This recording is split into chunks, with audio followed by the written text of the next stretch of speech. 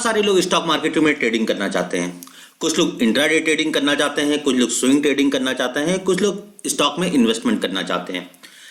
जब technical analysis सीख लेते हैं तो फिर वो टेक्निकल एनालिसिस के तौर पर ट्रेंड लाइन का यूज करने लगते हैं। लेकिन मैं इस वीडियो में बताने वाला हूं, बहुत सारे ट्रेडर्स, इवन नए ट्रेडर्स, पुराने ट्रेडर्स भी ट्रेंड लाइन खींचते समय कुछ गलतियां करते हैं जिसकी वजह से उनको लॉस का सामना करना पड़ता है। ट्रेंड लाइन कब खींचे, किस टाइम फ्रेम पे खींचे, ये बात बहुत इंपॉर्टेंट होती है। ज्यादातर लोग कैंडलस्टिक टाइम फ्रेम की बात करते हैं कि किस टाइम फ्रेम का चार्ट देखें, लेकिन आपको ट्रेडिंग करनी है तो आपको यह भी सीखना पड़ेगा कि किस टाइम फ्रेम में हम ट्रेंड लाइन खींचें। इस वीडियो के अंदर मैं आपके सारे डाउट क्लियर करने वाला हूं। अगर आप इस चैनल पर नए हैं तो इस चैनल को सब्सक्राइब करना बिल्कुल भी मत भूलिएगा। अगर वीडियो पसंद आता है तो लाइक, कमेंट एंड शेयर। तो हम लोग चलते हैं चार्ट पे। हम लोग ओपन करते हैं यहाँ पे निफ्टी का चार्ट। पहले से मैंने एक यहाँ ट्रेंड लाइन ड्रॉ करी है, लेकिन हम लोग एक फ्रेश चार्ट खोलते हैं। ये आपके सामने फ्रेश चार्ट है। अब हम लोग यहाँ समझते हैं कि ट्रेंड लाइन हमें किस टाइम फ्रेम पे खींचना चाहिए। तो देखिए, हम लोग अगर ट्रेंड लाइन ड्रॉ करना चाहते हैं तो टाइम फ्रेम की वैल्यू क्या है, पहले हमें टाइम फ्रेम क्यों चूज करना चाहिए ट्रेंड लाइन को ड्रॉ करते समय, ये बात जानना बहुत इंपॉर्टेंट है। देखिए, इंट्राडे में स्कैल्पिंग भी की जाती है, कुछ स्विंग ट्रेडिंग भी की जाती है, जो कि पोजीशंस होती हैं 2-4 दिन के लिए।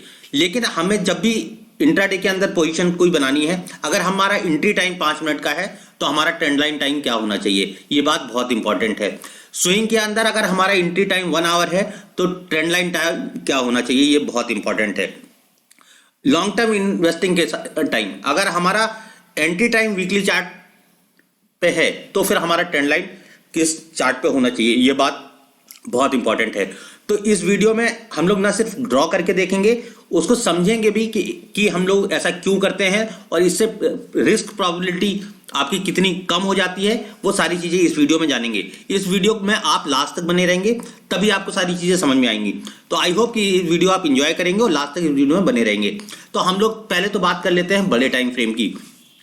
ये निफ्टी का इंट्राडे टाइम फ्रेम है। ये टाइम फ्रेम जो कि इन्वेस्टिंग के लिए मोस्ट पॉपुलर है। देखिए, ये जो हमारे सामने टाइम फ्रेम खुल के आया है, ये वीकली टाइम फ्रेम है।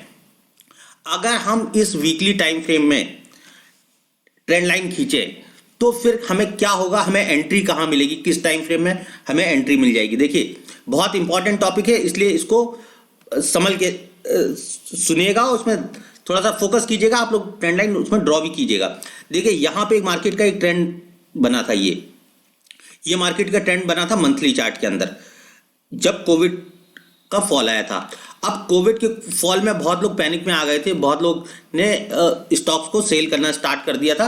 उसके पीछे लॉजिक यही था कि मार्केट ने मंथली टाइम फ्रेम के अंदर ये जो कैंडल है, ये कैंडल को ब्रेक किया था, इस प्राइस को ब्रेक किया था।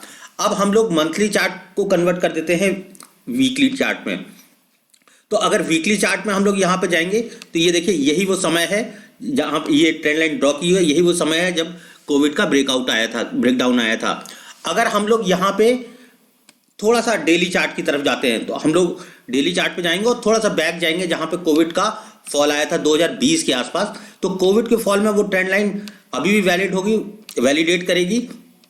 किस लेवल पे, किस दिन स्टॉक में हमें एग्जिट करना था। ये देखिए, ये 6 मार्च 2020 का दिन, ये इस ट्रेंड लाइन को ब्रेक किया है और मार्केट से में पैनिक सेलिंग आई है। तो इससे हमें एक बात का पता चलता है कि हमें जिस टाइम फ्रेम में एंट्री लेनी है, हमने उससे बड़े टाइम फ्रेम में ट्रेंड लाइन ड्रॉ करनी है। ये बात हो गई हमारी इन्वेस्टिंग को लेके। हम इस कॉन्सेप्ट को पूरी तरह से क्लियर करेंगे, बाइंग के साइड भी और सेलिंग के साइड भी। तो अभी हम लोगों को समझना है, हम लोग पहले बात कर लेते हैं। बहुत लोगों की क्यूरियोसिटी होती है कि हमें इंट्राडे ट्रेडिंग के लिए बताया जाए। इंट्राडे ट्रेडिंग के लिए हमें किस टाइम फ्रेम की कैंडल स्टिक देखने हैं और किस टाइम फ्रेम में हमें ट्रेंड लाइन ड्रॉ करनी है। तो चलिए, सबसे पहले हम लोग बात कर लेते हैं इंट्राडे की। ये 15 मिनट का चार्ट है, इंट्राडे का चार्ट है, 15 मिनट का चार्ट है।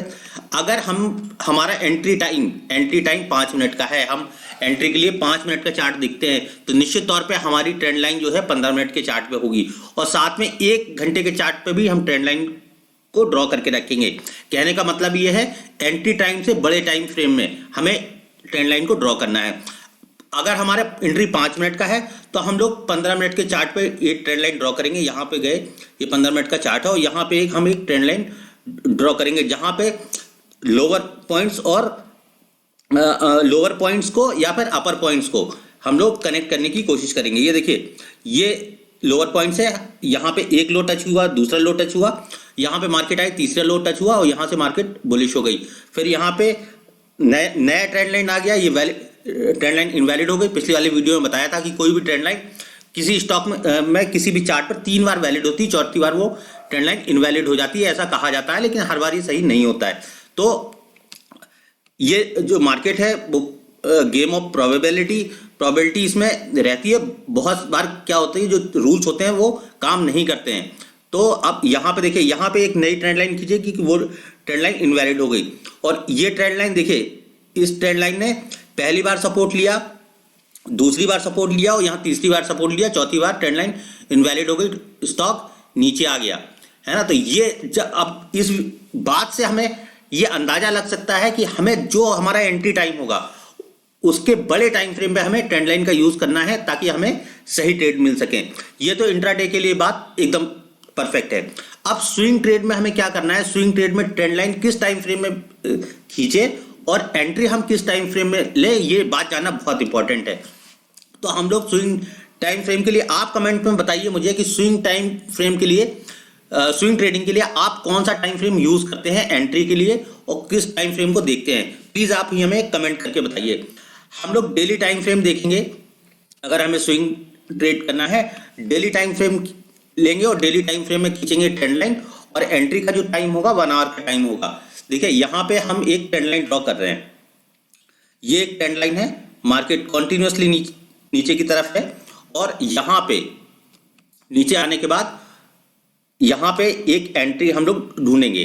वो एंट्री ढूंढेंगे, चार्ट में इधर कर दे रहा हूँ, ये एंट्री ढूंढेंगे 1 घंटे के चार्ट पे। तो डेली टाइम फ्रेम के अंदर हमने एक ट्रेंड लाइन ड्रॉ करी है और इस ट्रेंड लाइन को हम लोग ले जाएंगे 1 घंटे के चार्ट पे, 1 आवर के चार्ट पे।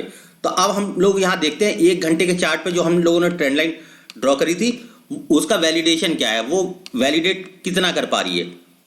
तो हम लोग जाएंगे उस ट्रेंड लाइन को, ये ट्रेंड लाइन काफी बैक बड़े टाइम फ्रेम पे खींच दी है, देखिए आ गई है यहाँ पे। देखिए अब ये 1 घंटे का चार्ट है, 1 घंटे पे यहाँ पे ब्रेकआउट आया, ब्रेकआउट आने के बाद रिट्रेस आया और ये जो लो है ये हमारा स्टॉप लॉस का एरिया है 15,792। ये जो पिक्चर है उसकी वजह से हो सकता है आपको नंबर्स ना दिखाई दे रहा हूं।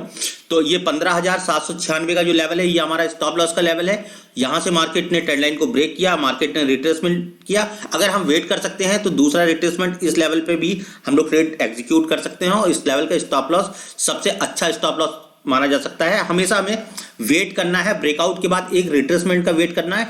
जो बहुत पेशेंस रखते हैं जो ट्रेडर्स, तो वो हमेशा ब्रेकआउट के टाइम एंट्री नहीं लेते हैं, वो एंट्री के लिए बाद एक रिट्रेसमेंट जरूर ढूंढते हैं मार्केट के अंदर कि अगर कोई लेवल का ब्रेकआउट आया तो ब्रेकआउट के बाद रिट्रेसमेंट आएगा और रिट्रेसमेंट के बाद सबसे अच्छा ये होता है कि हमें जो स्टॉप लॉस है वो बहुत छोटे नंबर स्टॉप लॉस के होते हैं। हमारे लॉसेस बहुत छोटे होते हैं और कई बार हमारे स्टॉप लॉस हिट होने की प्रोबेबिलिटी भी बहुत कम हो जाती है। जनरली हमारे स्टॉप लॉस हिट होते ही नहीं है अगर हम पेशेंस के साथ ट्रेडिंग करें। तो ये हमारा स्विंग टाइम फ्रेम था और हमने जो ट्रेंड लाइन ड्रॉ करी थी वो ड्रॉ करी थी डेली टाइम फ्रेम के अंदर।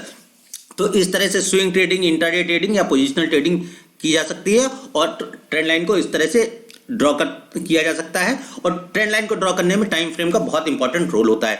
अगर ये वीडियो आपको पसंद आया है तो इस वीडियो को लाइक कर दीजिए, इस पर कमेंट जरूर कर दीजिए। और मैं फिर से एक बार कह रहा हूं, अगर इस चैनल को सब्सक्राइब आपने ना किया हो तो इस चैनल को सब्सक्राइब करना बिल्कुल मत भूलिएगा। बहुत बहुत धन्यवाद।